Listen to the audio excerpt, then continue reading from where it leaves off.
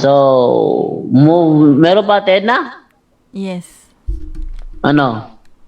It's about limbo. Itinuturo ba na ang limbo ay isang doktrina noong unang panahon, mga 19th century? Hindi siya tinuturo na doktrina, siya ay tinuturo na konsepto. Kung i-search nyo ano ibig sabihin ng konsepto, para bang ano ba? Exist only in the mind, no? Kung i-search nyo yung meaning ng konsepto, sabi kasi dito sa isang reference na paboritong gamitin ng ang dating daan, no? Yung sa magazine, sa Pope, teka, pakita natin yung ginagamit ng ang dating daan na reference. Yan. Yung isa. Ito. Nakita ko sa inyo ha. Ayan o. Ginagamit to ng ang dating daan sa October 5, 2006 sa Metro newspaper. Limbo does not exist, says Pope. Pope Benedict XVI will tomorrow announce he is scrapping the centuries-old Roman Catholic concept of limbo. I-search nyo kung ano yung konsepto. Nang malaman nyo na yan ay ano lang, parang ideya ba? Ideya. No? Yan ay isa lamang ideya. Hindi siya na doctrine or dogma. Siya ay isa lamang konsepto. Konsepto lamang siya. O yan po ang ating kasagutan na Edna.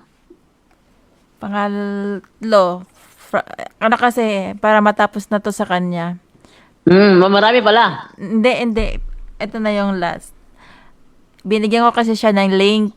Ang sabi niya, again, wala kang mababasa sa Biblia na may ina ang Diyos. May ina ang Diyos. Ang babasa sa Biblia, may ina ang Panginoon. Ito, basahin natin ha. Ano ang sabi dito sa Lucas 1:40? Simulan natin sa 41. Ang sabi sa Lucas 1:41. Okay ha? Ito. Lucas 1:41. 41 ba yung simula? Ito 41 nga. Ito. Ano sabi dito? Nang marinig ni Elizabeth ang pagbati ni Maria, biglang gumalaw ang sanggol sa kanyang sinapupunan at siya ay napuspos ng Espiritu Santo. Napasigaw siya sa galak, pinagpala ka sa mga babae at pinagpala rin ang dinadala mo sa iyong sinapupunan. Sino ako upang dalawin ng ina ng aking Panginoon? Ano daw si Maria? Ina ng kanyang Panginoon. Ano yung Panginoon na nasa loob ng tiyan? Basahin natin. 1 Timothy 3:16. Ano sabi sa 1 Timothy 3:16? And without controversy, great is the mystery of godliness. God was manifest in the flesh. Yon ang Panginoon na nasa sinapupunan ni Maria nang sinabi ni Elizabeth, sino ba ako upang dalawin ng ina ng aking Panginoon? 43 pala yun, no? Ayan. And whence is this to me that the mother of my Lord should come to me? Ayan, Mother of my Lord. Ina ng aking Panginoon. Yung Panginoon niya na nasa sinapupunan, may ina. Sa amin, yung Panginoon na yun, Diyos yun eh. Bakit? God was manifest in the flesh. Katunayan, Filipos, Colosas 2:9, sapagkat ang buong kalikasan ng Diyos ay nasa kay Kristo sa kanyang pagiging tao. Yun. Si Kristo, nung nasa sa sinapupunan ng kanyang ina, siya ay nagkatawang tao. At ang buong kalikasan ng Diyos ay nasa kanyang pagiging tao. Kung babasahin naman natin yan sa ibang version, gaya halimbawa nitong sa salita ng Diyos, kaya huwag kayong padadala dahil ang kapuspusan ng Diyos ay nananahan sa katawan ni Kristo. yung katawan na ipinagbuntis sa sinapupunan, nananahan doon ang buong kapuspusan ng kanyang pagka-Diyos. Kaya si Santa Maria, Mother of God. Oh. Yun ang sagot natin. Para bang ano ba? Si Pedro ba may asawa? Sabi ng isang nakaharap ko. Meron. Saan mo nabasa? Sabi niya, ayon dito sa Mateo, si Pedro ay may biyenan. Hindi, asawa. Eto nga, may biyenan. Isipin mo, may asawa. Ito na, may biyenan. Paano ka magkakaroon ng biyenan wala kang asawa? Doon lumalabas yung kanilang logic. Dahil si Pedro, may biyenan. Walang mababasa na si Pedro may asawa. Ang mababasa, si Pedro may biyenan. Di mag-iisip ka, paano nga pala siya nagkaroon ng biyenan kung wala siyang asawa? Kahit hindi mabasa letra por letra na si Pedro may asawa, nauunawaan naman dahil si Pedro may biyenan. Ayan. Yung ina ng Diyos, ang sabi sa Biblia, ina ng Panginoon. Yung Panginoon pala na sa sinapupunan ni Santa Maria, may ina. Sabi ni Elizabeth, puno siya ng Espiritu Santo. Sabi niya, sino ba ako upang dalawin ng ina ng aking Panginoon? Kaya kaming Katoliko, naniniwala kami na Santa Maria ay ina ng Panginoon. O ina ng Diyos. Yun ang sagot natin. No? So, hindi na namin problema kung wala kang mabasa letra po letra. Total, kahit na may mabasa naman letra po letra, ayaw naman paniwalaan eh. Halimbawa, ganito. Basahin natin yung sinasabi sa Filipos 2:6 ng Contemporary English Version. Christ was truly God. At tanungin mo yung mga yung Muslim tsaka yung INC, tatanggapin ba nila yan kahit mabasa letra por letra? Tiyak hindi. So kahit nabasa pa letra por letra, kung talagang tututulan ninyo, wala pa rin. No? Hindi pa rin kumbaga, nagsasayang lang kami ng oras, tatanong-tanong ka, bigyan ka ng sagot, ayaw mo naman tanggapin, so, wala pa rin. Useless pa rin. Brother Jando, Yes, brata. okay lang kung ang Iglesia ni Cristo ang magsabi na si Yes. Maria hindi ay ina ng Diyos dahil po para sa mga Iglesia ni Cristo, ang ating Panginoon Sus ay isang tao lang, di ba? Yes, tama. Pati yung mga Islam. Yes, Ngunit tama. yung mga SDA, born again, na naniwala na si Cristo ay dual nature, both human and divine, yun, ang salungatan na yun sa kanilang doktrina. So, halimbawa, sa City 14, di ba? Isang dalaga. Manganak ng isang lalaki, tawagin ng Emmanuel. Nga ano po ba Emmanuel? Mateo 1:23. God with us. Sino po ba ang nag-deliver sa Diyos na naging tao? Mary. Hindi naman siguro Maria na kapitbahay nila. Yung Maria na ina ng ating Panginoon Jesus. So, yung pagsabi ni Santa Elizabeth na bakit dinalaw po ako sa ina ng aking Panginoon, hindi yun. Kung tingnan natin, ang personal relation ni Saint Elizabeth and Mama Mary is first degree cousin sila, di ba? Bakit hindi na lang sabi si Elizabeth, bakit dinalaw po ako sa aking pinsan? Bakit ang greatest bakit dinalaw po ako sa ina ng aking Panginoon? Dahil alam na niya sa Elizabeth, ng kanyang pinsan, si Mama Mary, ay naglihi na ng Batang Hesus na isang Diyos. So, Lord John, Brother John is capital letter. Ibig sabihin, literado sa Lord God. Kung tingnan natin ang grammar, di ba? Hindi yun small letter. Pag small letter, yung ordinary. Naalala ko lang yung palusot ni Dorex Ramos, isang born-again Christian, yung Happy Church. Sabi niya, Brother Ta, yung ina ng aking Panginoon, hindi yun reperado ng Diyos. Ayaw lang yan Panginoong Tata Rosal. So, kung bating letra po letra, Panginoon, so ibig sabihin, Mister, bakit dinalaw po ako ng ina ng aking Mister? Ang resulta, si Mama Mary ay naging biyanan, Biyanan. Biyanan ni Santa Elizabeth. So, ibig sabihin, ang ang ina pala ni Zacarias ay si Birhen Maria. Di ba? Bakit dinalaw po ako sa ina ng aking mister? Kaya para sa mister, yung Panginoon hindi referado sa Lord God. So, Mm-mm.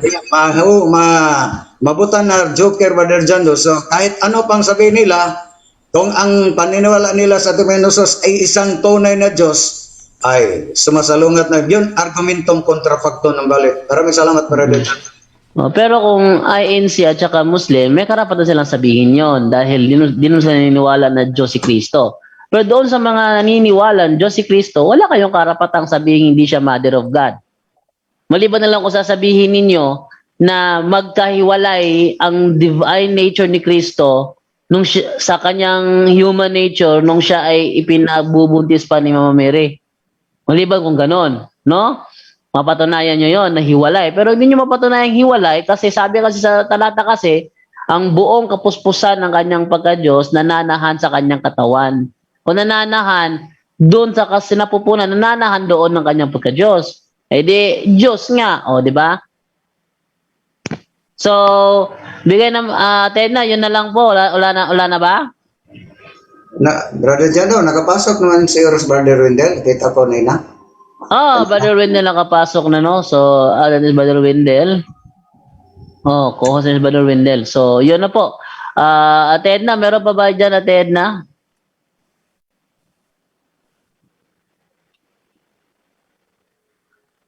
Wala na yata. Actually, meron, pero meron naka-hands up, di ba? Okay, so, bigyan naman natin kay Ricky Said. Ricky Said, good evening, Ricky Said. Yes, good evening Bro Jando at sa inyong lahat po, sa inyong team. Ito pong katanungan ko Bro Jando about to spiritual warfare lang to. Pwede kay Bro Wendell ko tatanong. Okay, pwede rin.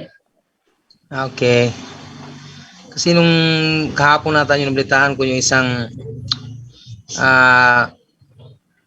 panganay, pinatay niya yung bunsong kapatid niya, pati yung anak, pinugutan niya ng liig. At dinala pa niya doon, inilagay pa niya sa sako yung ulo ng bata. Dinala niya doon sa ano. Ang tanong ko lang yung Bro Jando ay, wala bang guardian angel talaga na pinantulutan yung taong napusis sa demonyo na kaya pati kapatid niya pinatay niya? Wala bang, for example, tanong ko yung guardian angel natin na para magpigil doon sa na hindi niya kayang gawin yung ganung klaseng crime. Na mismo pa kapatid niya ang pinugutan niya ng liig. At saka yung pamangkin niya. Yan lang po Bro Jando. Ano yun? Ano yun? Adik yun? Hindi naman siya addict, parang napusis siya. Yung Hindi siya kapatid niya, ilang taong gulong yung kapatid niya? bunso, may anak na. Matanda na, may edad na bunsong kapatid na lalaki. Punta sa bahay nila. Pinatay niya. Pinugutan niya ng liig, pati yung pamangkin niyang 1 year old at kahapon yun eh. Doon sa Surigao. Surigao. Yung pamangkin niya, ilang taon yung pamangkin niya?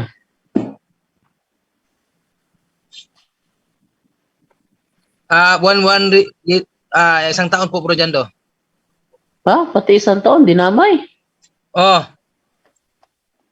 Tapos, ang sabi kasi niya, tinanong siya ng pulis, kasi daw, nakita niya na aswang daw. Adik yun. Kaya, Brother Wendell, ikaw tinatanong niya, Brother Wendell.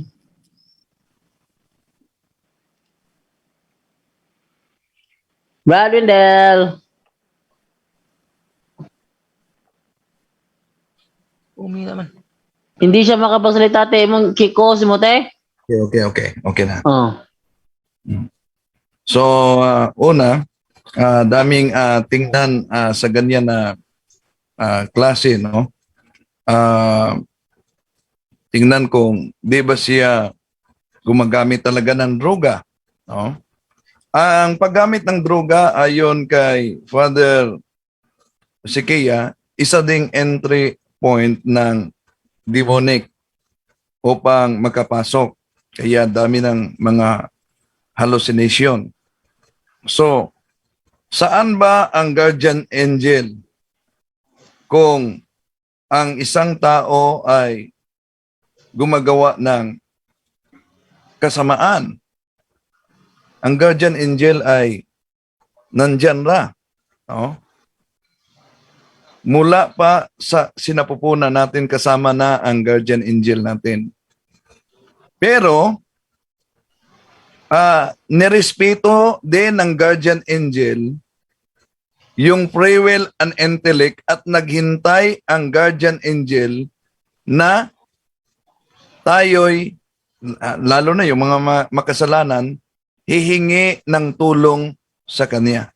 Para bang, nakita nyo ba yung wrestling na tagdadalawa? Binugbog ng isa, yung isang kasama, at tinataas niya ang kanyang kamay, inaabot niya para mahawakan siya ang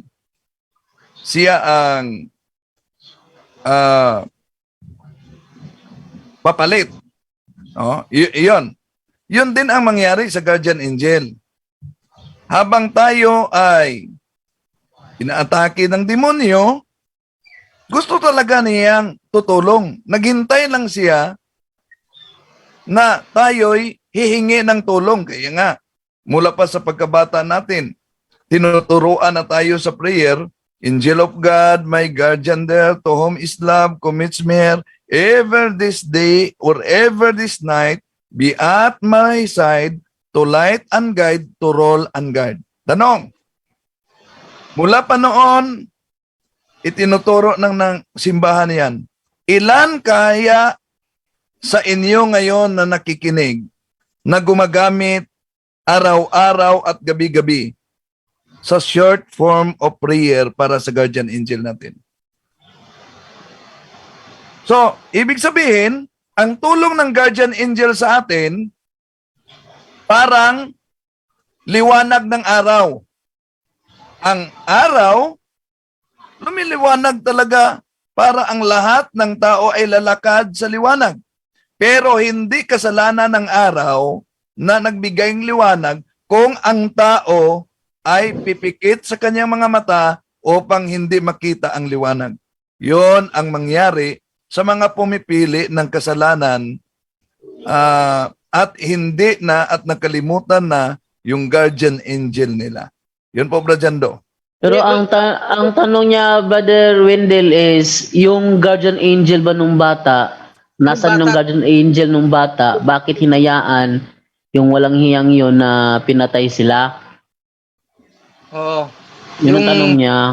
Pinugutan sila ng liig kasi naposes nga yung kapatid niya, yung panganay. Pinugutan sila ng liig. Ang tanong ko, bakit ba yung guardian angel ng bata at saka yung tatay, na wala naman silang parang naipahintulutan na hindi siya protektahan sila, na matupad yung crime. Dahil doon sa nagawa kung tingnan natin ang nakasulat sa banal na kasulatan, tingnan din kung ano kaya ang dapat din ma-evaluate kasi kung ano ang posibleng mga entry points sa buong pamilya.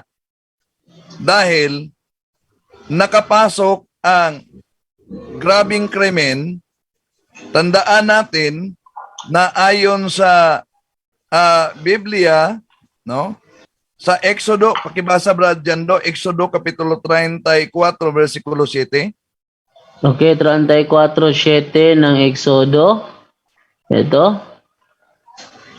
Ipinapakita ko ang pagmamahal ko sa maraming tao at pinapatawad ko ang mga kasamaan nila, pagsuway at mga kasalanan. Pero pinaparusahan ko ang mga nagkakasala, pati na ang kanilang salinlahi hanggang sa ikatlo at ikaapat na henerasyon. Okay. So may pataw na parusa sa salinlahi sa anong kaugnayan na kasalanan na papatawan ng naturang parusa pati na ang mga salinlahi. Una, yung superstition and idolatry sa Deuteronomio Kapitulo 17, versikulo 3. Ikalawa, yung sin against morality and the sacraments, no? Yung mga sexual practices sa Levitico 18:1-23. Ano pa? Yung sin against love sa Exodo Kapitulo 20 versikulo 17 at Leviticus Kapitulo 5 versikulo 4. Ano pa? At ano ang una? Superstitious beliefs o idolatry, yung sins against morality and sacraments, at sin against love. Ano po ba yung sin against love? Una, yung unforgiveness, hatred, revenge, envy, jealousy, greedy, gossip. Yun po ang mga hintuan na pwedeng daanan sa grabe na mangyari sa buong pamilya. At ano po ba ang consequences niyan? Kung sa buong pamilya ay merong mga ganyan, maliban sa poverty ayon sa Deuteronomio Kapitulo 28 versikulo 15 hanggang 19, di lang yan. Yung tinatawag na grabe talaga na pagkapatay, no? Pakibasa Bradyando yung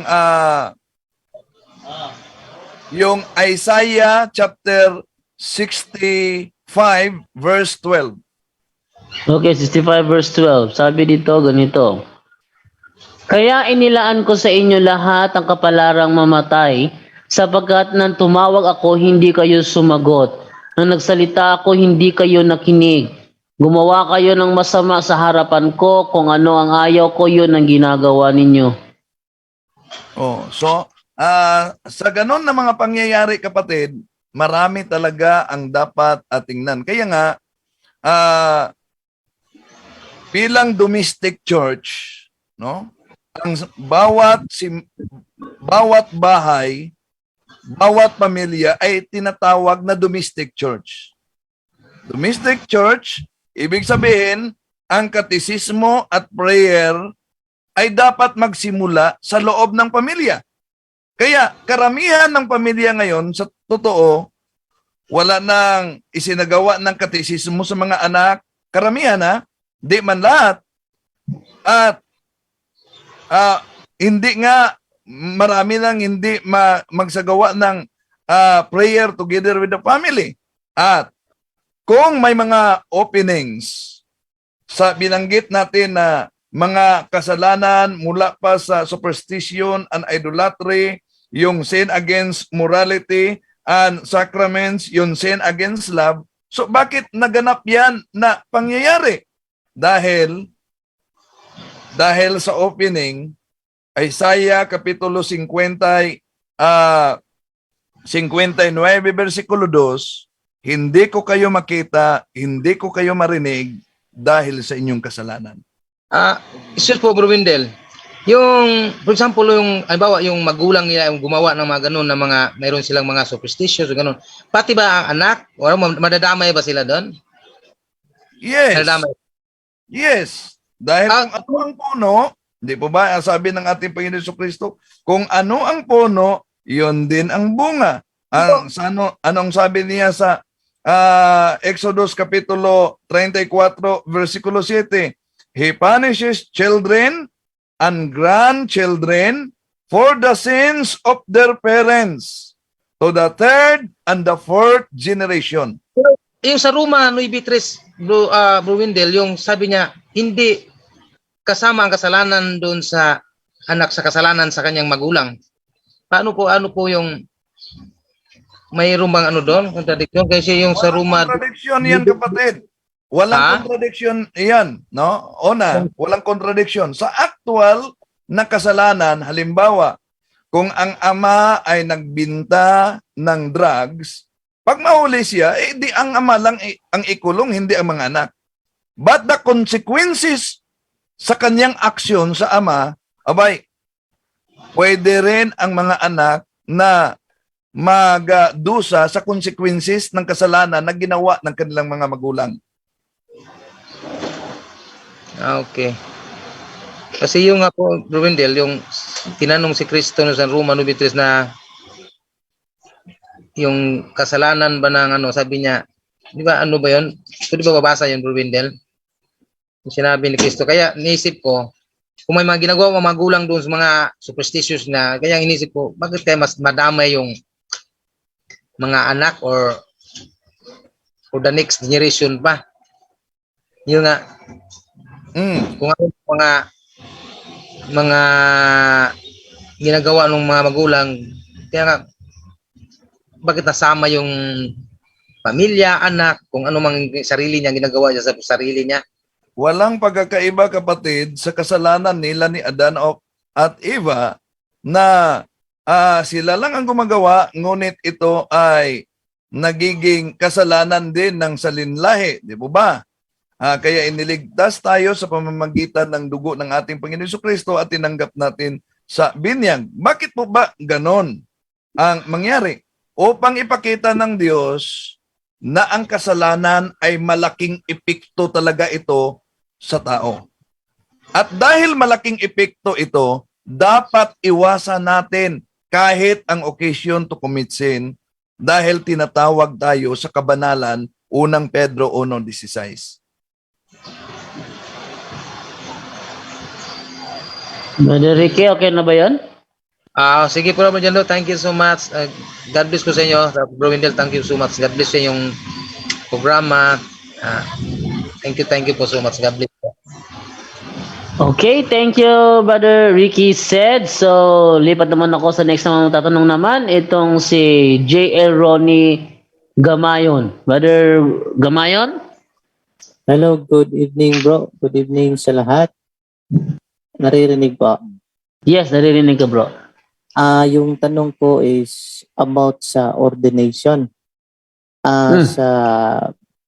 Sa New Testament marami tayong mababasa na nag-ordain si Kristo sa kanyang apostoles.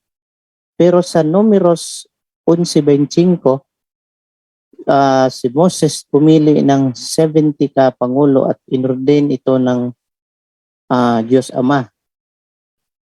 Yung tanong ko is, habang tumatagal yung panahon, yung 70 katao na na-ordain ni Yahweh, mag-ordain ulit yun ng mga set of leaders until such time na dumating si Kristo. Yung tanong ko is, posible ba sa dami ng denomination ngayon, posible ba na merong valid na ordination na in line doon sa 70 katao na na-ordain ni Yahweh? Okay. Brother Angel Santos. Yes po. Napakaganda ng katanungan na yan, no? Okay, yun po ay sa Old Testament, kapatid, no? Hanggang sa mga Pariseyo po yun, hanggang sa mga Hudyo, pero nag-umpisa po yung pagtayo ng iglesia nung pagdating po ng ating Panginoong Jesus, no? Nung Mateo 16:18-20. Tapos nag-umpisa po yan, nung pag-ordain niya, lahat po yan magmula dun sa Last Supper, sabi niya gawin niyo to. Sila lang po ang kausap nila, no? And at the same time, bago ang Last Supper, sinabihan sila kung ano mang pahintulot niyo sa lupa, ipahintulot sa langit. Sa Juan chapter 20, verse 21-23, sinusugo ko kayo. So in other words, sa panahong ito, wala na pong iba kundi yung mga kaparian natin, which is ang mga apostol na yan. Sila po yung mga tawag din po sa kanila ay mga pari. So in line with the apostolic succession na tinatawag, wala lang pong iba doon kundi lang yung manggagaling lang po sa 12 apostol. Kaya pag tinignan mo po sa after ng the Bible, syempre, no, kaya nga natatawa na lang tayo pagka sinabing dapat ka sa Biblia, wala pong ganun hindi po ganun ang Biblia, no? So the Bible should be interpreted according to the context at saka yung sense of the scriptures na tinatawag. So ang nangyayari sa mga tao, dapat nasa Biblia, no? No, hindi po ganun. Kaya nga 1 Timothy chapter 3 verse 15, the church, the pillar and foundations of the truth. Wala kang mababasang Bible alone, Bible final authority, wala po noon, the church. And the church has the bishop, and the church has the priest ordained ordained from the apostle from the apostle hanggang ngayon, from Apostle Peter po, dire-diretso yan hanggang ngayon hanggang kay Pope Francis. So ngayon yung sasabihin natin, yung pong tanong nyo na mayroon posible ba, wala na po yun dahil nag-umpisa po yun sa 12 apostol. Yun lang po, sana nakatulong tayo. Salamat po. Brother Jando, Ibada, mag-share lang po ako. Tama naman yung sagot ni Brother Win, ni Brother Angel, mag-share lang po ako ng sagot. Kung tingnan natin sa Lumang Tipan, Old Testament, kung basahin natin ang Exodo 40:15, yung si Aaron ay bihira ng langis, di ba? Inutusan si Moises na pinaharan langis, at sa Exodo 29:9 at inordinahan si Aaron parang maging pari hindi lang sa isang pamilya at sa lahat ng taga-Israel. So, yung mga pari sa Lumang Tipan, sa hanay po yun ni Levi at ni Aaron. At hindi na yun nagpatuloy. Ang tanong ni kapatid na Ronnie, baka yung mga kaparihan sa iba't ibang sekta yun, basta nakakonek yun sa mga kaparihan sa Lumang Tipan. Pakibasa yung Hebrew 7:11 hanggang 12, Brother Jando. Okay, Hebrehanon 7:11 hanggang 12. Ito sabi dito. Alam natin na ang kautosang ibinigay ng Diyos sa mga Hudyo ay batay sa pagkapari na nanggaling sa lahi ni Levi. Kung makakamtan sa pamamagitan ng mga ginagawa ng mga paring ito ang pagiging matuwid, hindi na sana kakailanganin pa ang ibang pari na katulad na pagkapari ni Melchizedek na iba sa pagkapari ni Aaron. At kung papalitan ng pagkapari, kailangan ding palitan ng kautusan. So, malinaw na hindi na napatuloy yung kaparihan, hanay na kaparihan sa Lumang Tipan ni Melchizedek, ni Levi at ni Aaron dahil may bagong hanay na pari sa Kalaray po, sanay po ni Melchizedek at walang iba. Kung basahin natin ang Hebrehanon 5:4 hanggang 5, walang iba ang ating Panginoon Jesus, siya po ang kataas-taasang pari sa hanay po ni Melchizedek. O ba, hindi na lang natin basahin yung Hebrehanon 7:1 hanggang 3. Sino po ba? Pakibasa na lang dyan, brother. Ating pinsan man yun, di ba? Si Brother Ronnie. Pakibasa yung Hebrehanon 7, versikulo 1 hanggang 3 para malaman na mo kung sino po si Melchizedek. So, kung tingnan natin, si San Pablo, dating Saulo, di ba, sa Gawa 9, 13 hanggang 16, at inutusan si Lydia na puntahan si Saulo para po kay pinili siya sa ating Panginoon at bininyagan ni Lydia si Saulo. Pagkatapos, nakikita po siya ni San Pedro, Galacia 1:15, at sa Gawa 13:2 hanggang 3, Brother Jando. Kaya yun lang basahin natin kung ano ang nangyari ni San Pablo. Gawa 13:2 hanggang 3. Habang sumasamba sila sa Panginoon at nag-aayuno, sinabi ng banal na Espiritu sa kanila, italaga ninyo para sa akin sina Bernabe at Saulo, dahil may ipapagawa ako sa kanila. Pagkatapos silang mag-ayuno at manalangin, pinatungan nila si Bernabe at Saulo ng kanilang mga kamay at pinaalis na sila. Okay. So, may naganap na ordinasyon. Tanggap ng ordinasyon si Saulo na naging Pablo. Pagkatapos na po siyang naordinahan, pinatungan ng kamay, ay naging pari na si Saulo. Naging Pablo na. Kung basahin natin ang Roma 15:16 at Kama 23 hanggang 24, na naging pari na siya. Tapos siya naordinahan sa mga apostol at nagmisyon siya patungong Espanya. At ang Espanya naging Katoliko, Kristiyanong-Katoliko. Mula sa Espanya, papunta dito sa Pinas, walang ibang pari nagpunta dito, nagdala ng Kristyanismo, si Reverend Father Pedro Valderrama, di ba? So, may apostolic succession tayo. Yun ang tunay na pari sa hanay na po ni Melchizedek. Yung sa Lumang Tipan, ay wala na yun, ipinahinto na yun, dahil hindi po sapat ang kanilang gawain bilang mga pari. Yun lang aking masagot, Brother John Do. Maraming salamat. Okay, thank you, Brother Tata. Brother Gamayan, okay ba yun? Okay, bro. Pwede ba dagdag isa, bro? Hindi, go ahead. About naman ito sa mga santos, pwede ba pakibasa po sa Revelation 6, 9, 10 sa Tagalog kasi Bisaya kasi yung Bible ko. Okay, 6, 9, 10 sa Revelation. Sabi dito, inalis ng kordero ang panlimang selyo at nakita ko sa ilalim ng dambana ang mga kaluluwa ng mga pinatay dahil sa salita ng Diyos at dahil sa matapat na pagsaksi nila rito. Ubus lakas silang sumigaw, O Panginoong makapangyarihan, banal at tapat, huwag na po ninyong patagalin ang paghatol at pagpaparusa sa mga taong pumatay sa amin. Yung tanong ko bro is regarding to sa nabasa ko sa comment na paano mo daw siya makukonvince na saint about yan sa mga santos kung sa pag-iisip nila gusto nila na ipaghiganti sila sa kanilang pumatay sa kanila. Kasi 'di ba ang role ng santos is nagpray sa mga buhay.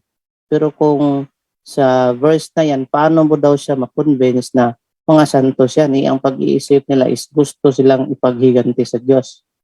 Ayun, Brother Tata.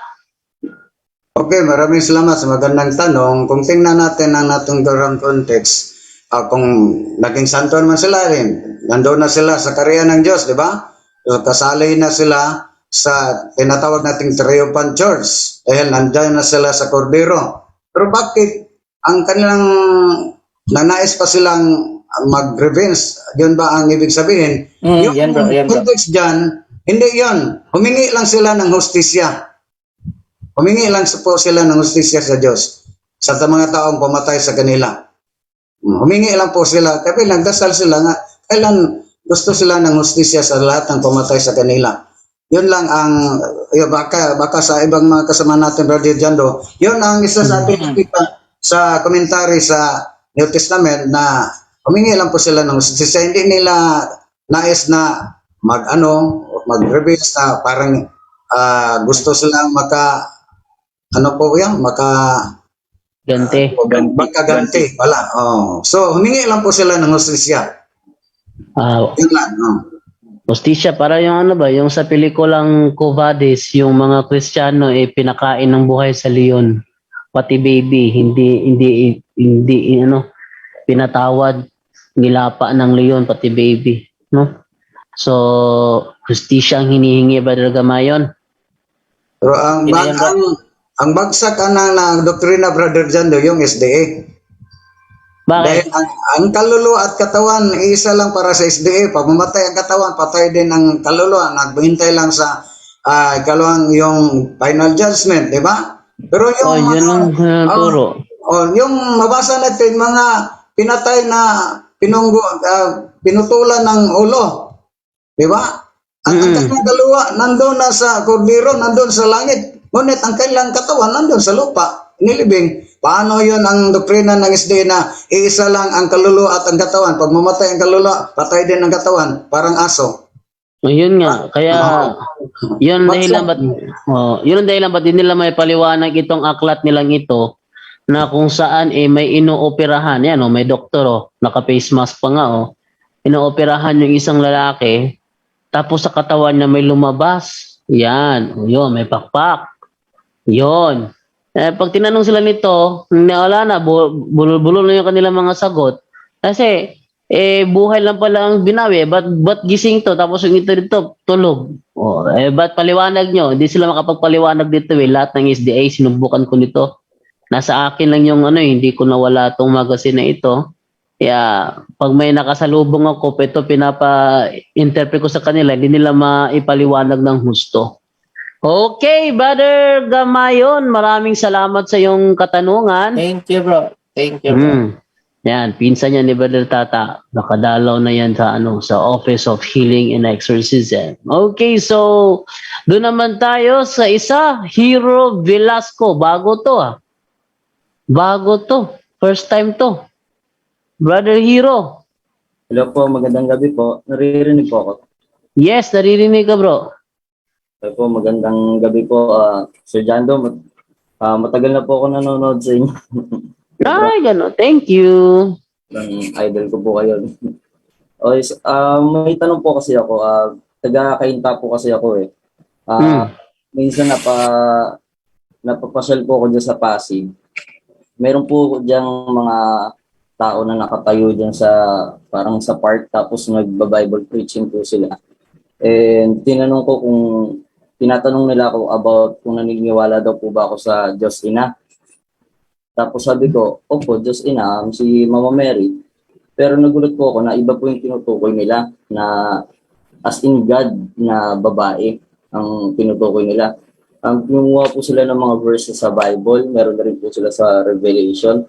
At naniniwala sila na si Jesus Christ at si God the Father is hindi daw po sila yung santatlo ba, hindi daw po sila naniniwala doon. Ang kanila pong paniniwala na si God the Father is may iba't ibang anyo sa bawat sa bawat oras, sa bawat time sa Bible. Kunwari po sa Old Testament is nagpakilala siyang God the Father. Sa New Testament, siya na daw po si Jesus Christ. So, yun yung sinasabi nila. Tapos, sa muling pagbabalik niya sa Revelation, ipapakilala daw po yung isa pang God na ang tinatawag po nila doon is God the Mother, Diyos Ina. Kinuha po nila yung ganong thinking. Sinabi nila sa akin kasi doon sa may Genesis, ang ginamit po doon na word is us. Yung ginamit na word. Kapag kumbaga, let us create us, ibig sabihin daw po ng plural, may kasama daw po si God the Father. And hindi daw po niya doon sinabi kung si Jesus Christ or Holy Spirit yung kasama niya. Basta sinabi lang niya doon, us. So, ang kanilang perspective is, kung ang man is made, ang image niya is created from God the Father, kanino naman daw po kinuha yung image of woman? Kanino daw po kinuha yung image ng mga babae? So, pinakiwari nila doon na iba yung system ng isang babae, iba yung system ng isang lalaki. Kumbaga, doon nila kinuha yung hango ng babae sa Diyos Ina. Kasi si Diyos Ina daw yung may authority na gumawa ng image na yon. Kumbaga, wala daw, out of nowhere yung yung idea. Tapos, biglang nagkaroon na lang ng babae. Ganon. So, kinuha daw po nila yung konsepto na yon sa isang God the Mother, as in God, as in Diyos. So, nababother po kasi ako, brother, kasi lumalaki po yung community nila, as in lumalawak. Kung minsan, may sa mga kabataan, sa mga kabataan, may mga nakukuha na po sila sa mga ibang mga naniniwala na mga kasama natin sa Katoliko na kulang sa knowledge about sa simbahan. No? Marami silang nakukuha and nakakatakot lang kasi syempre walang authority ang Panginoon, di ba, para gumawa ng God na parang sa sarili nating sarili nating concept. So, ang tanong ko po, sir, brother, ano po ba sa tingin nyo yung magandang gawin if ever na ma-encounter ko po sila ulit or maka-encounter ulit ako ng mga ganong klaseng tao? Magkipagtalakayan ka. Yun ang doon. Dahil may lalabas yung mga katwiran nila sa talakayan. Unang-una, sagutin ko ang unang tanong mo, hindi natin turo na si Mama Mary ay Diyos Ina. Opo. Walang Diyos Ina. Si Mama Mary ay ina ng Diyos. Hindi siya Diyos Ina. Pangalawa, yung gumawa doon sa Genesis 1, yun ang Ama, Anak at Espiritu Santo. Baka kasi wala silang mabasa na sino yung kasama kasi let us. Sino yung kasama nila? Ito, Amplified Bible, Genesis chapter 1 verse 26. Then God said, let us. Sino yung us? Father, Son, Holy Spirit. O yan, kompleto na. Make man in our image, according to our likeness, not physical, but a spiritual personality and moral likeness. So, yung sinasabi na yung babae, si Eva, ang system nun, kinopya doon kay Diyos Ina, sinungalingan yun. Kasi, yung pagkagawa, kasi kung ganun sana, yung kanilang unawa, dapat mga babae natin pare-pareho mukha. Pero hindi. Ngayon, kung sa lalaki naman, dapat pare-pareho tayong mukha. Ngayon, pag tayo nahalo sa maraming tao, yung kriminal nahalo sa maraming tao, di na siya makikita. Tsaka yung pulis na hahabol sa kanya, magdududa na, baka siya yung kriminal. Kasi magkakamuka lahat, di ba? Parang alien, no?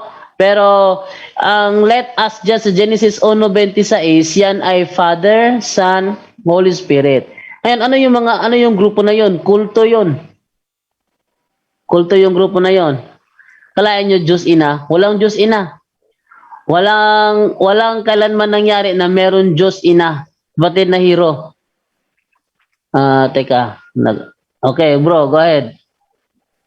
Napansin ko po kasi doon, nung pumasok po ako, kasi trinay kong, sabi ko, sige nga, try ko nga to, ano bang meron dito, ano bang meron sa grupo nila. Nasa isang building po sila tapos napansin ko na yung mga, ano nila doon, mga parang pioneer nila, parang mga boss nila is from Korea, parang mga South Korean yung at mga nagtuturo sa kanila po doon. Kasi, nung nilagay niya ako sa gilid, may lalaki kasi nagsama sa akin. Parang doon kami nagkwentuhan sa gilid. May parang Koreana na lumabas doon sa isang kwarto. Tapos yumukuyo ko, tumutungo. Tapos may mga pictures po doon sila na puro mga Koreano yung yung parang pinanggalingan ng concept po na yun. Parang galing sa mga ibang bansa talaga. Basta di totoo yung mayroong Diyos Ina. Wala yun. Yun, kasinungalingan yun. Walang Diyos Ina.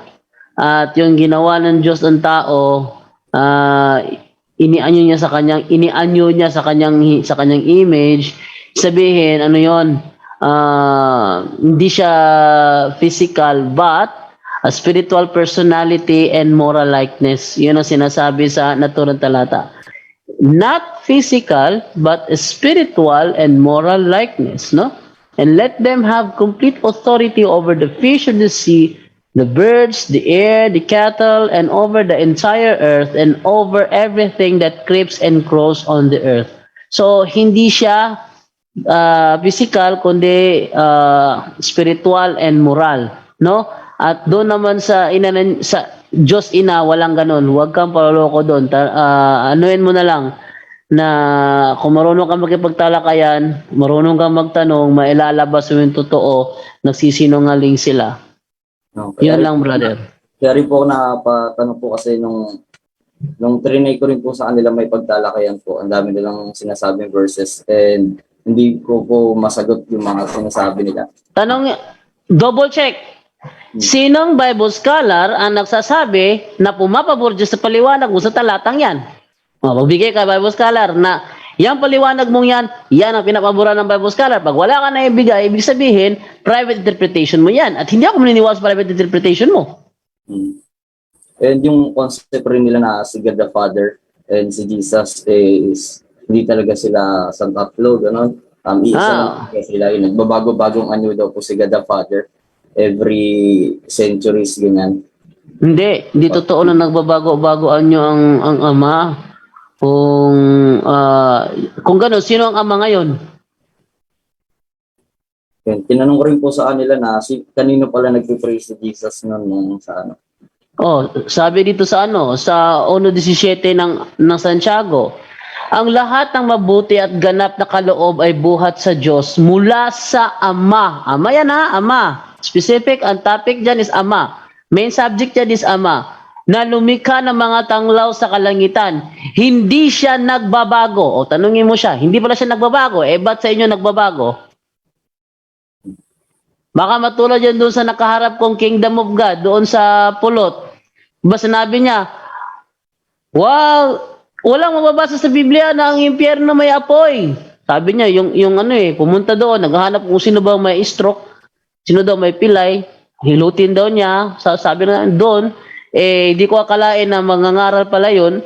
Tinawagan ako ni Ehid, si Johnny Balansag. Sabi ni Ehid is, Sindo, na matandang ermitanyo sa taas, nagwali man dito. Lain man ang giwali. pumunta ako doon. Ano doon, nangangaral doon, iba doon yung pinangangaral. Narinig ko, sabi niya, yung mga turo ng ating kaparian sa Katoliko na yung impyerno may apoy, huwag kayong maniwala doon, sabi niya. Tinanong ko siya ngayon. Doon sinasabi ni Kristo na mabuti pa na isa lang yung matay na makapunta sa langit ka sa kompleto ka ng matay, tatapos ka sa impyerno kung saan ang apoy hindi namamatay at yung uod ay hindi namamatay. Sabi naman niya, kung yan ay sementeryo, gaya ng sinabi mo, ano yung apoy? San Telmo. Sabi niya, yan ha, nabasa niyo yan ha, nabasa niyo, narinig niyo, binasa niya. Impyerno may apoy. Huwag kayong maniwala dyan. Ayun, pinagtawanan siya ng mga tao doon sa amin. Ano? Biblia, huwag paniwalaan. Tapos ikaw paniwalaan. Pinagtawanan siya doon sa mga kapitbahay namin. Nagalit siya. Aba, nagsigaw ba naman, tsaka sinumpa ba naman ako? Sabi niya, tatay! Tawa-tawa na kasi kay Pilimon, Riam Bonanza, tatay. Tatay, pasabugin mo nga ang tiyan ng taong to. Sinumpa ba naman ako? Sabi ko sa kanya, susumpa mo ako dahil doon sa ginawa ko. Hindi ako tatakot sa sumpa mo dahil makapangyarihan ang Diyos namin mga Kristiyano kaysa sa Diyos mo. Kasi Diyos nila si Pilimon Riam Bonanza. Gaya na sinasabi mo, ang Diyos Ama daw, naging si Abraham, naging si Noe, naging si Moises, naging si Jesus, naging si Jose Rizal, at naging si Pilimon Riam Bonanza. Dami ng asawa ni ni Rizal ngayon, 8 yata 'yon. Dami. Meron ding iba-ibang version doon sa Dipolo, meron din silang Paulino Ungkuyagapay. Meron silang ganun. Dami nilang version, bro, kaya yung mga ganyan, kulto 'yan. Kapatid, okay na ba 'yon? Okay na po, maraming salamat po, sir. Yan, sa mga mapapadayo do, may nagkakaat ngayon ng lagim, isang grupo na nagtuturo ang Diyos daw, yung babae sa Korea. China ba yon? Korea, nakalimutan ko. So, ingat kayo doon. Kakalat ng lagim yun. Papakunwaring Katoliko, pero iba tinuturo. No? So, muna sa next mga tatanong naman, itong si Marvin. Mukhang first time nitong si Marvin sa ating tanungan portion. Brother Marvin? Hi po, good evening. Good evening. May nagsabi po sa akin, bro, na ang Bible natin ay maraming pinuno. Kaya hindi daw, ang Bible daw natin ay maraming pinuno. Daming dinagdag, okay. Kaya hindi daw magkapariha yung Bible natin sa kanila. Bro, ang tanong ko po, bro, ano po ba ang Bible history behind the Bible, bro? Okay, bigay muna natin kay Brother Junre ang pagsagot. Brother Junre? Wala si Junre. Brother Tata? Yes. Ayan. Sige, Brother Junre, go ahead. Ano yung tanong? Ano daw ang history behind the Bible? Bakit yung Bible natin marami doon dinagdag? Tsaka sa iba is siguro kulang ngayon. Ano daw history behind? Walang actually, kapatid, kung mag-aaral ka sa history ng Bible, walang dinagdag. Actually, kanila silang nagbawas 6. Binawasan nila ng 6 ba 7? 6, no? Kaya naging 66 na lang yung sa kanila kasi binawasan nila. Pero kung titingnan mo ang history ng Bible, nag-umpisa yan, no, doon sa panahon ni Pope Damaso, ay inutusan niya si Saint Jerome, no, isa pong munging pare, isa po siyang scholar, marunong magsalita ng Griego, marunong sa Latin, at sa yung iba pang wika. So si Saint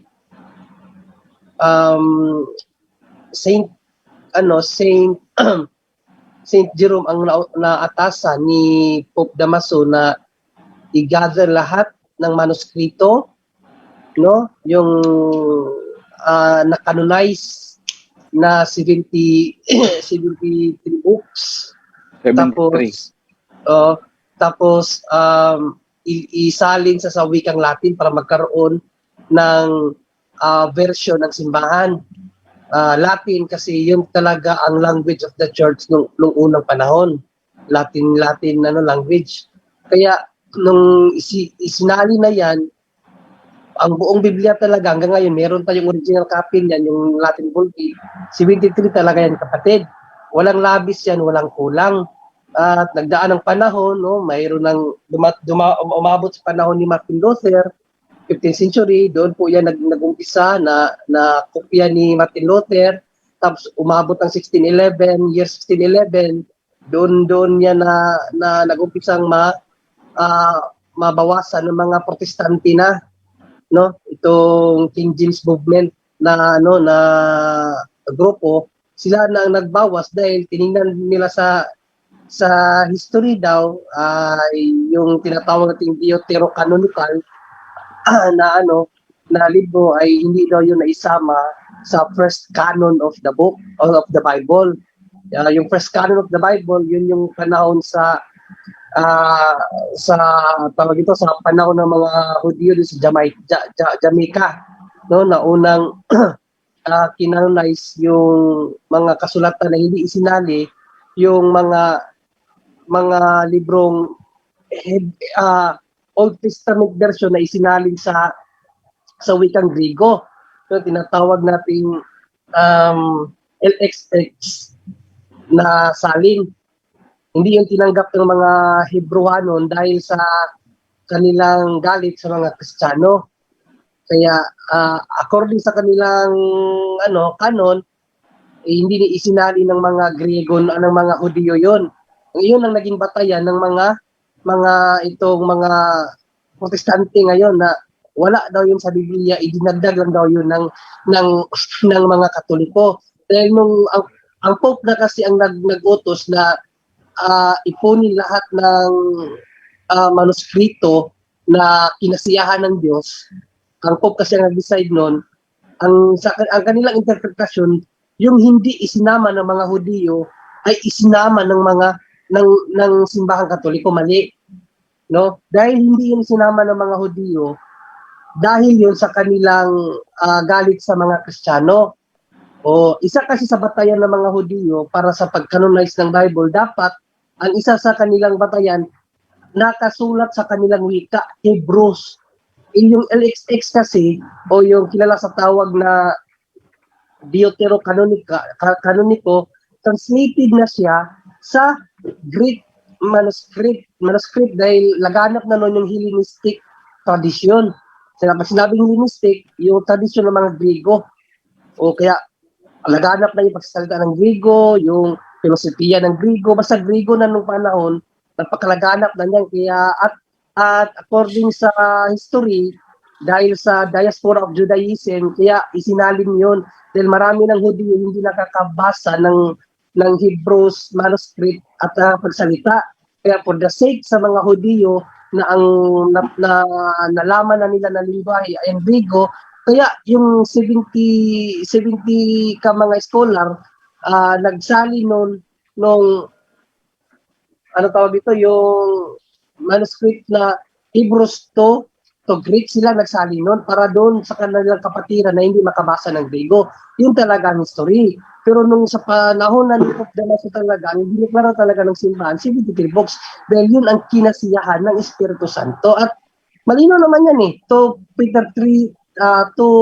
Timothy 3, 16, 17, ang lahat ng kasulatan ay kinasiyahan ng Espiritu Santo. At ang katotohanan ay maidideklara yan sa pamamagitan ng Iglesia, 1 Timothy 3:15. At according naman sa hula ni Isaiah, no, ang kasulatan ay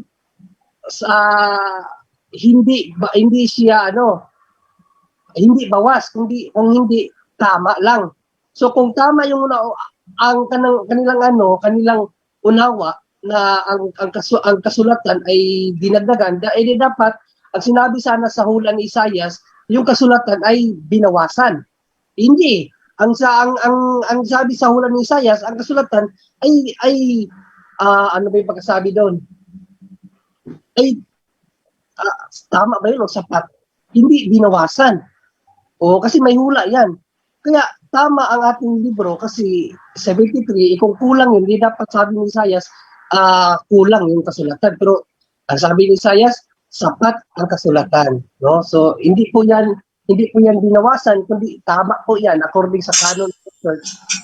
Ang kanila lang, sila lang kasi ang nagsira sa tunay na kabuuan ng Biblia na instead of 73, ginawa nilang 66, kapatid. Brother John, no? Yes, Brother Dada. Oh, tama naman yun. Maraming salamat. Mag-share lang po ako konti na tama naman yung sagot ni Brother John Dre. Sa Lumang Tipan, yung dalawang canon, proto-canonical, yung first canon, proto-canonical, mayroong 39 books, yung tinatawag na Hebrew Bible o Rabbinic Bible. Yan, all concerned about the Jewish religion. Yung second canonical, yung deuterocanonical, 7 books. So, ibig sabihin, kung atong total 39, 7 equals 46. Entire New Testament, Matthew to Revelation is 27, so 73.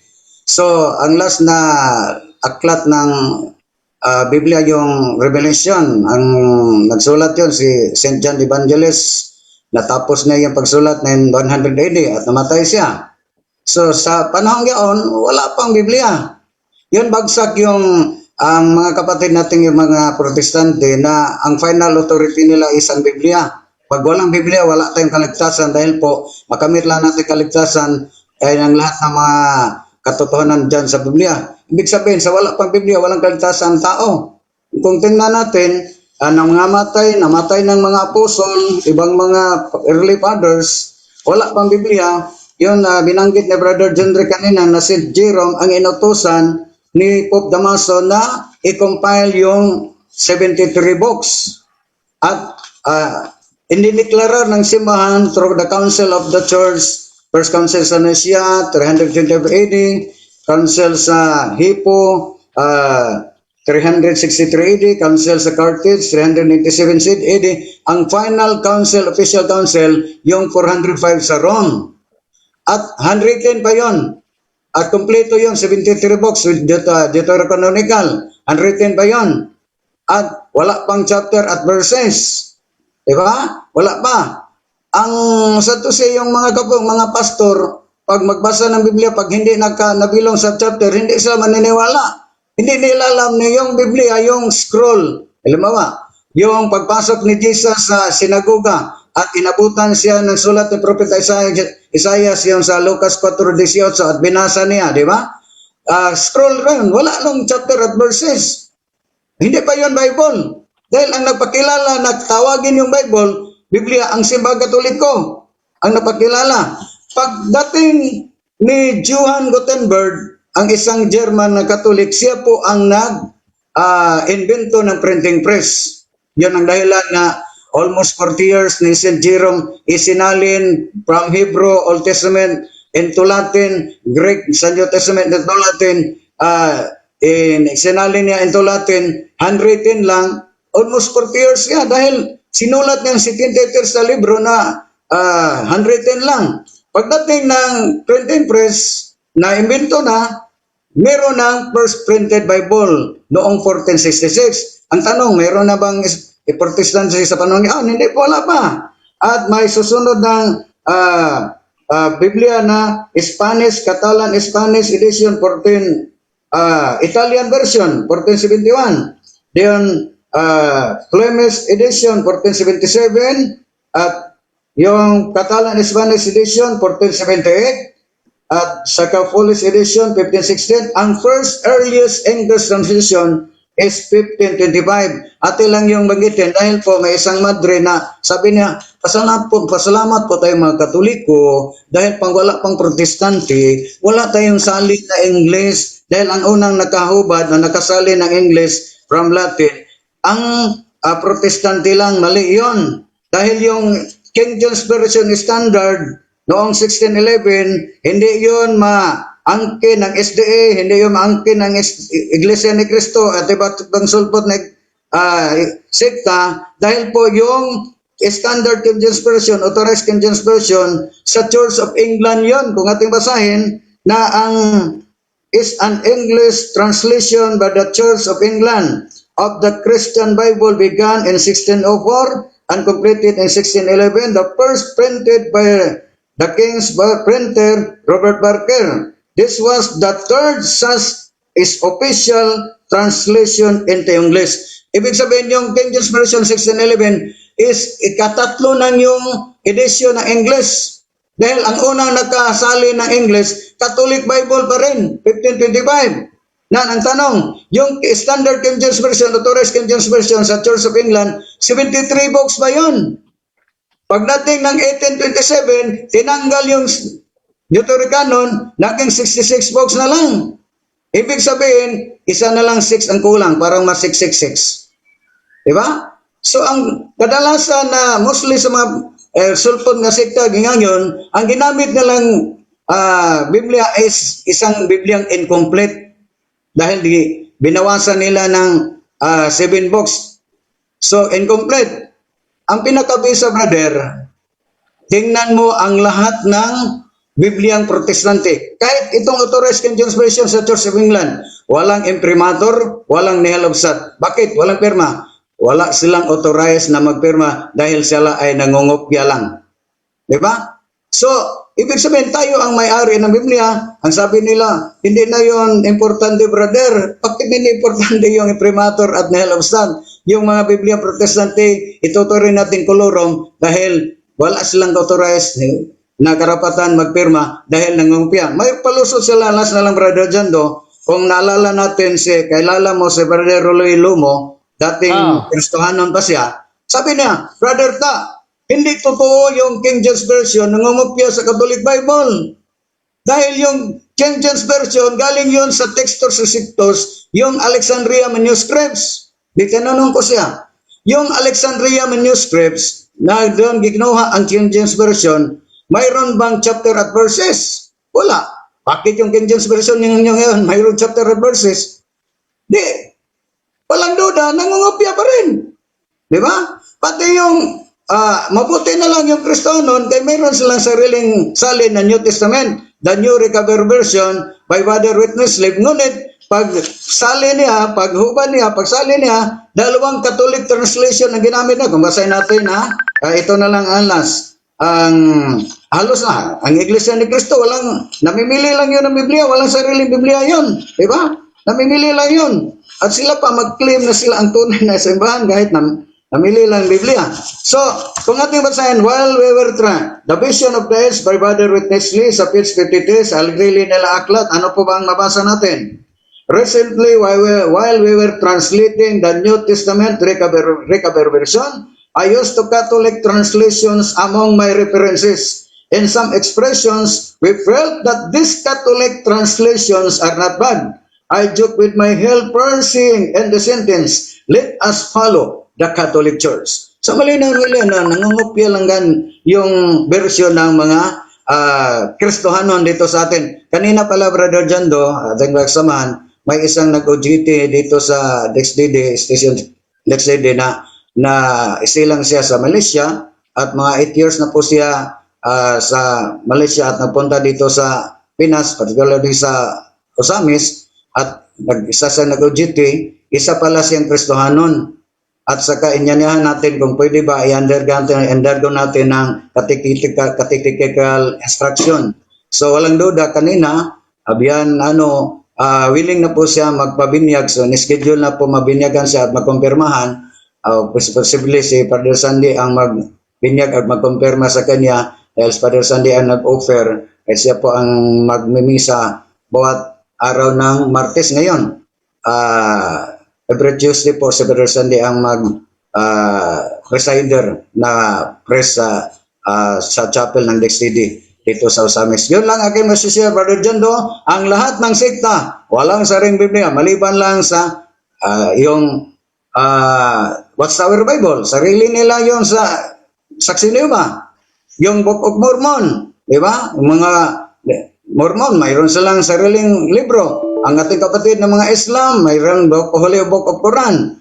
Sa yung Kristohanon, mayroon silang New Recovered Version. Ngunit the rest, mga kapatid, walang sariling salin ng Biblia. Namimili lang yun ng Biblia at sila pa ang magkiklaim na sila ang tunay na iglesia dahil mabasa sila sa Biblia. Yun lang, Brother Jondo. Sorry po, medyo nataasan. Maraming salamat sa pagkakataon. Okay, Brother Marvin, okay na ba yon? Sige po, marami pong salamat. Okay, Magandang gabi po. okay, dagdagan ko na lang, no? Para makumpleto yung sagot na kinakailangan mo ngayong gabi. Sabi mo kasi is, dinagdagan daw yung sa atin, ano? Okay, so ito muna idadagdag ko sa iyo para meron kang idea ng mga ebidensya paano. Unang referensya ang gagamitin ko, the Watchtower ng Saksi ni Jehovah sa February 1, 1989, page 29. Sabi dito, in the 3rd century BCE, Jewish scholars in Alexandria, Egypt, produced the Greek Septuagint version of the Hebrew Scriptures, which came to be used by Greek-speaking Jews all over the world. In time, the Jews stopped using it, but it became the Bible of the early Christian congregation. When Christian Bible writers quoted from the sacred Hebrew Scriptures, they used the Septuagint. Ngayon, ano naman yung Septuagint? O di, mag-search tayo ngayon sa Google kung ano yung Septuagint. Ayan, Septuagint. Ito, from the Latin Septuaginta or 70, often abbreviated in Roman numerals LXX, is the earliest extant Greek translation of books from the Hebrew Bible. So ito yung sinasabi na ginagamit ng mga Kristiyano. When the Christian Bible writers quoted from the Hebrew Scriptures, they used the Septuagint. So ito yung ginagamit nila, yung Septuagint. Ngayon, ilang aklat ba meron sa Septuagint? Ayan o. Meron dito na, ayun, meron siyang deuterocanonical and apocryphal books, no? Gaya ng Prayer of Manasseh, Esdra, Tobit, Judith. Wala to sa aklat ng mga Protestante, ha? Judith, Esther, First Maccabeyo, Ikalawang Maccabeyo, Ikatlong Maccabeyo, Ikaapat na Maccabeyo, Awit 151, Karunungan ni Solomon, Sirach, Barok, Letra ni Jeremias, Daniel, Salmo, Awit ni Solomon, no? Yan. So, ito yung mga aklat na nasa Septuagint na wala sa Biblia ng mga Protestante. Ngayon, bakit wala to sa Biblia ng mga Protestante? Itanungin natin yung King James Version mismo. I-search mo yung yung King James Bible, mas maganda Apocrypha na lang. Apocrypha, King James Bible Online.org. Yan. KingJamesBibleOnline.org para may idea ka. Yan ngayon. So, ang King James, ang pasagutin natin bakit yung kanilang Biblia kulang. Ayon dito, the Apocrypha is a selection of books which were published in the original 1611 King James Bible. These apocryphal books were positioned between the Old and New Testament. The Apocrypha was part, the Apocrypha was part of the King James Version for 274 years until being removed in 1885.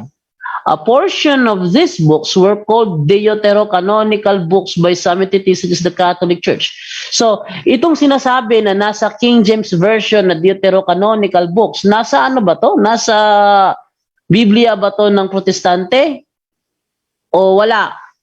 Tiyak wala. Bakit? Sabi dito, the Apocrypha was part of the King James Version for 274 years until being removed in 1885. So bakit yung sa atin may ibang aklat na wala sila? Wala tayong dinagdag. Sila yung nagbawas, no? Ebidensya pa na sila yung nagbawas. Eto, papakita ko sa iyo na isang ayan na. Yan ay Biblia 1611 yan, na Holy Bible 1611 edition of King James Version. Sa kanyang table of contents, ayan meron siyang Genesis, Exodus, Leviticus hanggang Malakyas. Tapos meron pa siyang Esdra, Tobit, Judith, Sirach, itong Ecclesiasticus, Sirach ito, Ecclesiasticus, Sirach yan, Wisdom of Solomon, yan, bago pa ang New Testament. So siya ay nasa pagitan ng Old and New Testament, yung Apocrypha. Etong nasa Apokripa, nasa Biblia Katoliko to hanggang ngayon. Sa kanila wala na, tinanggal. Actually, kung tignan natin yung kanila ikalawang Makabeyo, Kapitulo 12, versikulo 44, may ganito mababasa.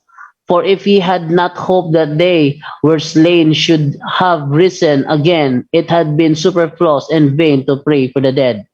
So meron yan, tinanggalan lang. So para ma-recall mo yung mga binigay kong referensya, pandagdag sa iyong mga ebidensya, pwede mo namang yon i-download o screen save, screen record mo yung part na yon para may ebidensya ka, may pakita na sila ang nagtanggal at wala tayong dinagdag. Okay, dito naman tayo kay Jean Villarreal. Jean Villarreal, good evening. Good evening po sa inyong lahat. Naririnig po ba ako? Yes, first time din ito. Opo. Good evening, Brothers John Doe, Yes, good Wendell, evening, bro. Angel, Junri, at saka si Tata, at saka pati si Sis Edna. May tatlo akong katanungan, paisa-isa. Yung importante po ba or preferred na dapat may imprimatur yung Bible? Oh, Brother Wendell.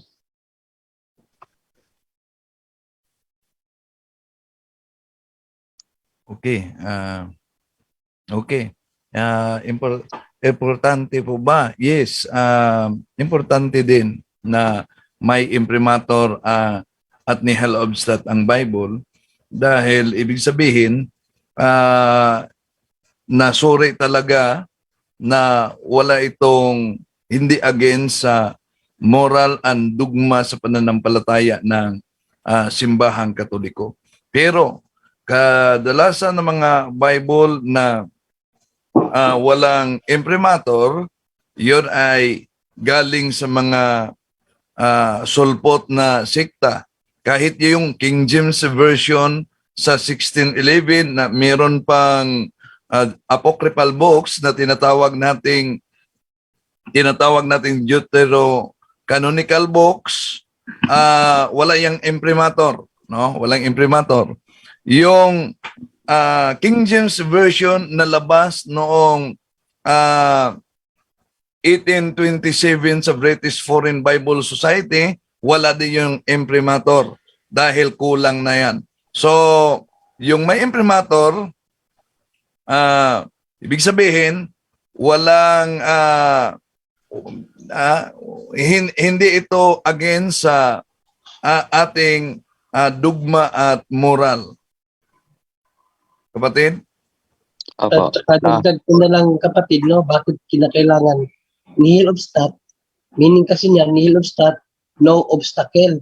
Ibig sabihin, walang obispo o Santo Papa na nag-against sa basahin na yan. Pinagkaisahan na yan ay official na basahin ng simbahan Katoliko. Kaya importante ang imprimatur, nihil obstat, meaning no obstacle. Okay. Maliban dyan, Brother John, Brother Wendell, yun ang nag-imperma, yun ang managot pag may mag-question. Diba? Yun, bakit yung standard version na King Henry VIII sa Church of England, hindi siya pwede magperma? Halimbawa, Brother John Do, kopyahin ko ang lahat ng libro ni No Limit ang Hirin ni Rizal. Kopyahin ko. May karapatan po ako magperma? Hindi. Wala. Wala. Oh, nangungopia lang po ako. Mapriso pa, baglanggo, makasuhan po ako. Bakit inangkin kung hindi naman, nangopia laman ako. Di ba? So yun, ang mga protestante, lahat ng version ng mga protestant Bible, walang imprimatur, walang nihil obstat dahil wala silang karapatan mag-imprimatur dahil nangungopia lang po sila. Yun lang. Okay, Brother Jean. Yes. Pangalawa. Anong recommended ninyong Bible if kung bibili ako? Recommended Bible daw. Brother Junre? Any kind of Catholic Bible, kapatid, basta may nihil obstat. Yun talaga, no, Okay. may nihil obstat na imprimatur.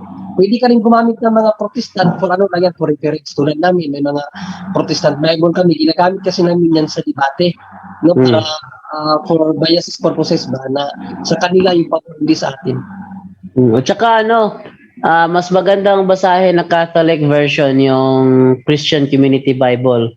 Meron siyang mga footnote at mga explanation Oh, bakit mas maigi talaga sa pala, talata. kapatid, may commentaries para mas lumawak yung pagbabasa ng Biblia. May tayo mo yung sarili mo sa interpret. Saya, Christian Community Bible, bro, Jin. Christian Community Bible. Hmm. Okay, yung next question ko is, meron akong nakita sa YouTube na may imprimatur na dalawang prayers ni Father Jim Blount. Pwede bang magamit yan?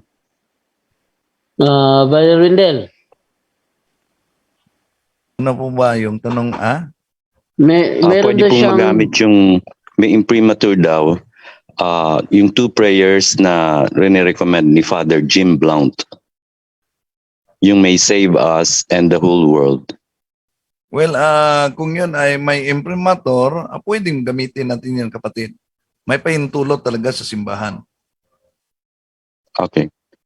Yung third ko po is, narinig ko minsan sa isang coverage ninyo at saka compared dun sa isang nakita ko rin sa pinalabas ng Know the Truth na may contemplative nun. Pwede pong malaman kung anong ang explanation tungkol sa dark hours at saka yung contemplative stage. sino may alam doon? Si Brother Wendell siguro. Brother Wendell, ikaw daw. Ano ba yung tanong, Brad Adjan? Pwedeng malaman kung ano yung dark hours bago ng contemplative stage. Okay. Yung tinatawag na dark hours bago yung contemplative stage dahil yun po ang tinatawag na nasa depende na sa level ng relasyon mo sa Diyos, no? Explanation ng isa sa mga professor namin dahil na-experience umano yan Mother Teresa noon, yung dark hours. Explanation ng isa sa mga professors namin sa seminaryo, tulad umano sa isang tao kung gaano ka lapit na ang relasyon mo sa Diyos para umanong, ang kanyang explanation, para umanong mas lumapit ka sa fluorescent. Pag lumapit ka sa fluorescent, parang di mo na nakita ang lahat dahil ang mata mo ay nasa fluorescent mismo, no? Depende umano yan sa level ng relasyon sa Diyos. Yung contemplative, yun ang highest form of prayer. Dahil may 3 level ang prayer, no? Yung ang highest form ay contemplative, vocal, meditative, at contemplative. So, kailangan talaga na magsimula tayo sa unang stage, vocal. Sa vocal, hindi po ito basta-basta, kapatid, no? Pinakamahirap talaga dahil ang definition ng prayer is lifting up our mind and heart. Then, pagkatapos ma-develop yung vocal, ma-develop na naman yung meditative, ikalawang form of prayer. At tandaan natin, ang rosary, both vocal and meditative. And the highest form, yung contemplative. Yun po. Okay, may isang sikretong tanong.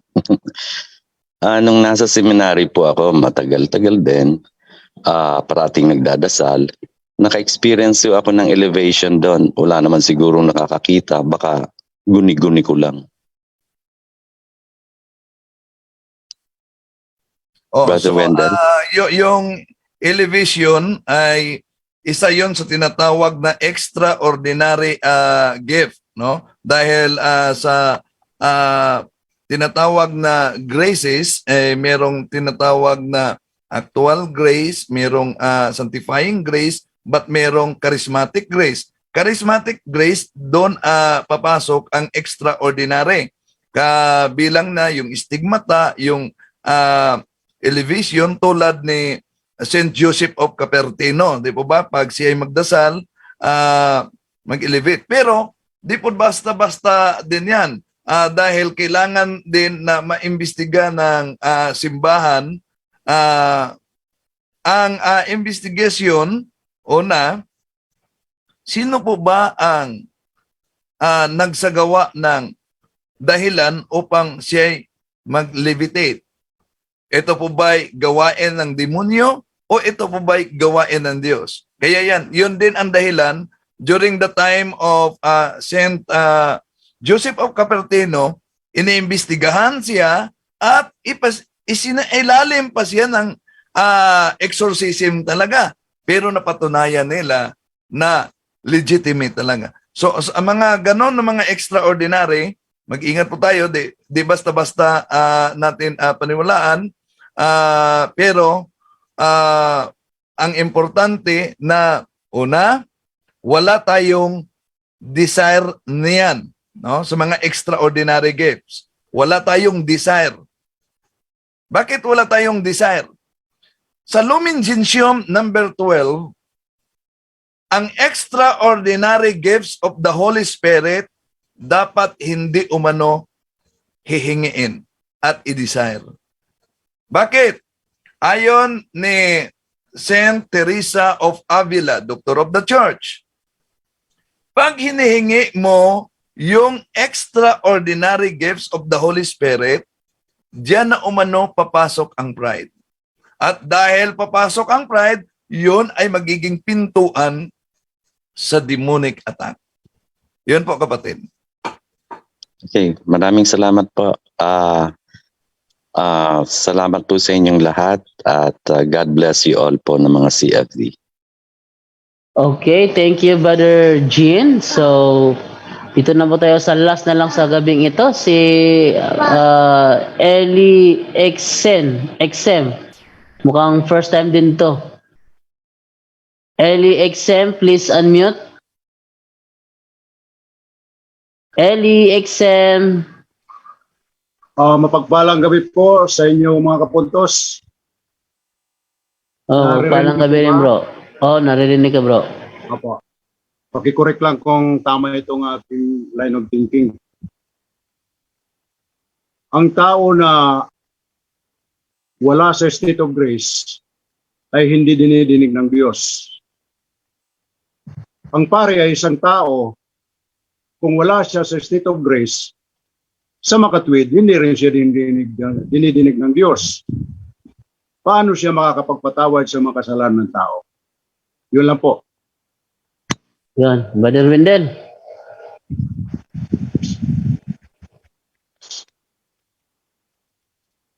Hindi ka marinig, bro. Nakamute ka. Okay. Napakaganda ang tanong ng ating kapatid, no? Kung ang pare ay wala sa state of grace, di siya marinig sa Diyos. Dahil wala siya sa state of grace ayon sa Isaiah 59 versikulo 2. Pero paano siya makapagpatawad ng kasalanan? Makapagpatawad siya ng kasalanan hindi dahil sa kaniyang pagkatao na makasalanan, kundi dahil sa authority na natanggap niya sa pamamagitan ng ordinasyon o ng Timoteo 4:14. Tulad ng isang pulis, kapatid, halimbawa, ang isang pulis na drug addict, halimbawa lang, kasalanan yan. Pero pag siya'y makakita ng drug addict, makapanghuli pa rin yan kahit makasalanan siya. Halimbawa, ang isang pulis na mangnanakaw, kasalanan yan. Bawal yan sa batas. Pero pag makakita siya ng mangnanakaw, makapanghuli pa rin siya. Bakit? Person in authority siya, maliban lang kung natanggal siya.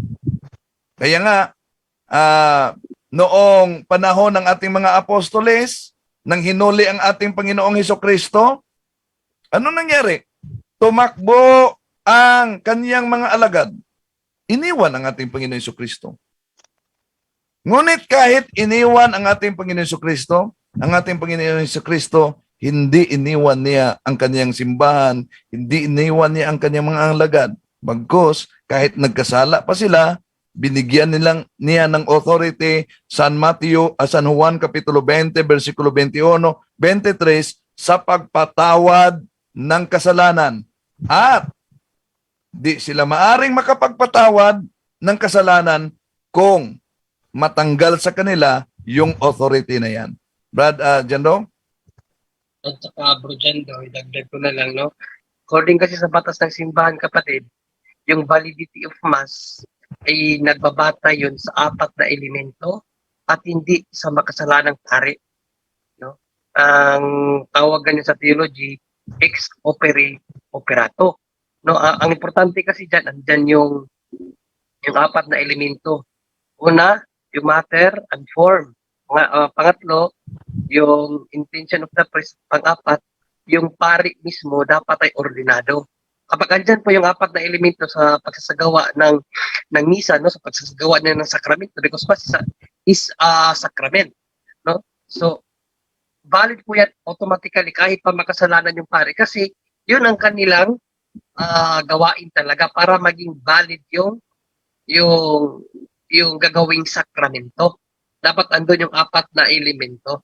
At kapag ano na po yan, naganap na po yan, yun naman po mga tatanggap, no, ng sakramento naman. Halimbawa, dyan sa Eucharistia, dapat andun naman yung mga mga precept of the church para magkaroon naman epekto yung sakramento na tatanggapin ng isang tao. Halimbawa, dapat wala siya sa nasa state of grace siya dapat, no? At maliban diyan, abang tinatanggap niya yung Eucharistia, kaya kailangan yung kanyang pananampalataya, paniniwala ay according sa paniniwala at pananampalataya ng simbahan. Dahil kahit pa naka sa state of grace, puro yung pagtanggap mo ng Eucharistia ay nasa isip mo, si Kristo kaya to? Parang imposible naman kasi tinapay lang. Wala akong epekto yun. Kaya dapat po kaisa. No? Kaya nga sa ng simbahan, ng ating mga, ano ba tawag dito, filosofiya ng simbahan, no? Centericum Ecclesia, always dapat Centericum Ecclesia, meaning to think with the church, no? Kung ano yung isip ng simbahan, tayo mga laiko, ganun din.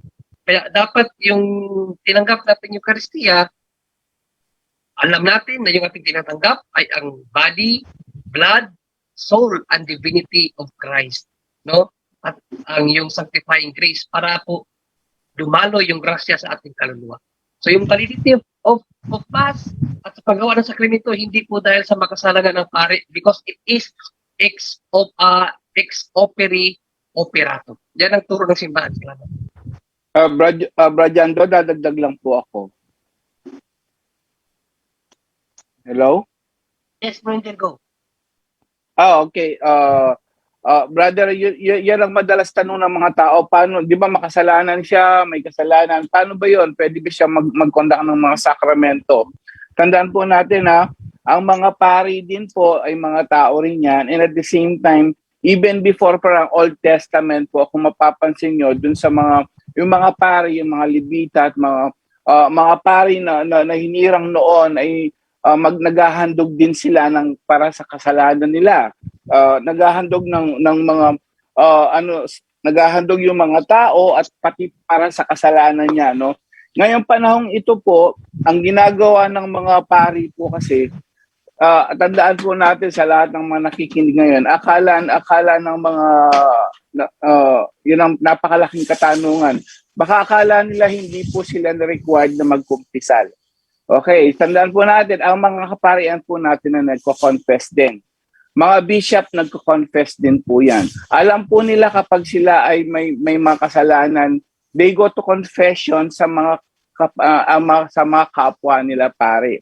Even Pope Francis po, So even Pope Francis, sa mga lahat ng mga nakikinig ngayon, even Pope Francis po, nagkakasala din po yan dahil sila po ay tao. Ang tawag po diyan concupiscence.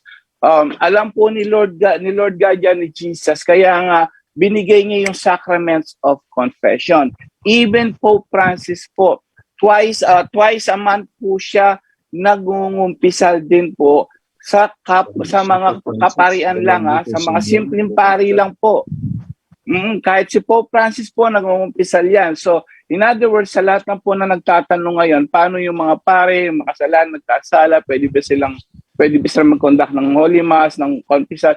Opo, kasi alam po nila yon. Unang-una, tama po yung mga sinabi ni Brad Wendell at ni Brad Junior, sila po ay faculty at ordained. Pangalawa, alam po na naman nila yon. Nagkukumpisal po yan pag nagkasala sila. So, para mas malinis sila pag humarap na sila at gagawa na sila ng mga sakramento po ng simbahan. Yun lang po. Maraming salamat po. Rajando?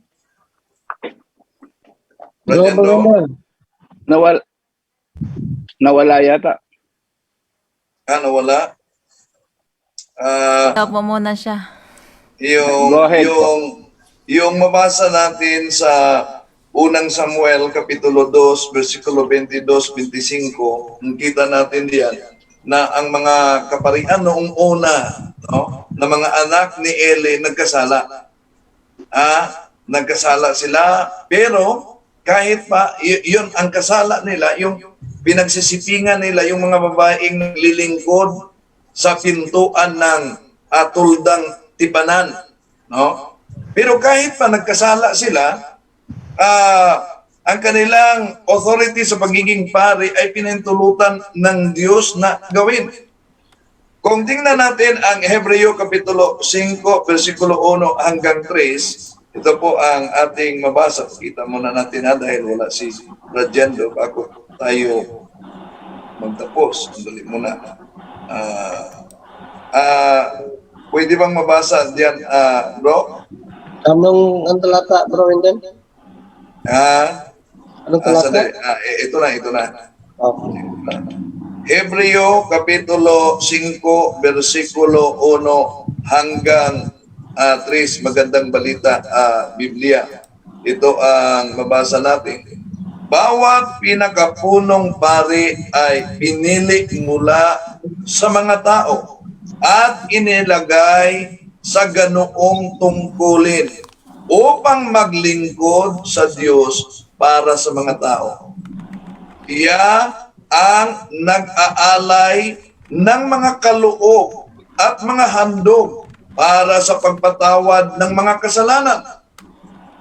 Mahinahon niyang napapakitunguhan ang mga mangmang at naliligaw ng landas, sapagkat siya'y mahina ring tulad nila, at dahil sa kaniyang kahinaan, kinakailangang siya'y mag-alay ng handog, hindi lamang para sa kasalanan ng iba, kundi para din sa kanyang mga kasalanan.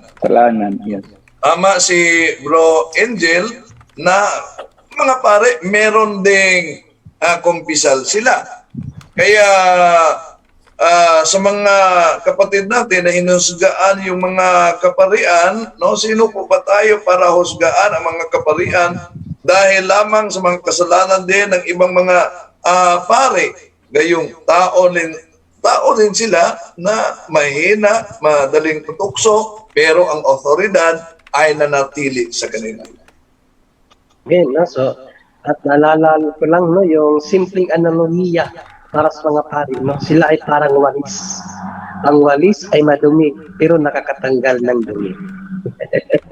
So, yun lang mga kapuntos, no? Pasensya na po. Brother Andre. Yes, basta. Pati na sa yung 1 Peter chapter 5 verse 9, yung mga banal na mga saserdote. Apat na sila. Yes, because ang banal yung kanilang titulo. Katungkulan nila, ang banal, naging banal ang kanilang katungkulan bilang ordained priest. Yes, amen. Galing nga kay Kristo.